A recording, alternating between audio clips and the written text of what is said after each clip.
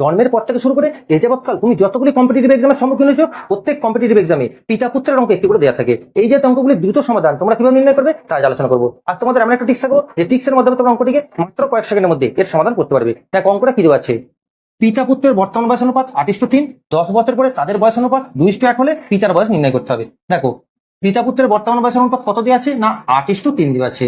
10 বছর পর তাদের বয়স অনুপাত কত দেওয়া আছে না 2:1 দেওয়া আছে। দেখো 8 থেকে 3 বিয়োগ করো কত আসছে 5 আসছে, 2 থেকে 1 বিয়োগ করলে কত আসছে 1 আসছে। এখন কি করবে তোমরা এই অনুপাতগুলোর মধ্যে পার্থক্য সমান করবে। তাই তোমরা কি করবে এর প্রত্যেকটা পদকে 5 দিয়ে গুণ করে নাও। তাহলে 2 গুণ 5 এবং 1 গুণ 5 করে নাও।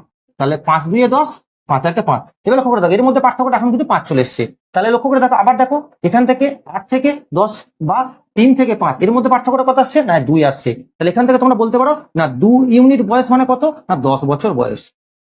তাহলে এখান থেকে 1 ইউনিট বয়স মানে কত বলতে পারো না 5 2 10 অর্থাৎ 5 বছর।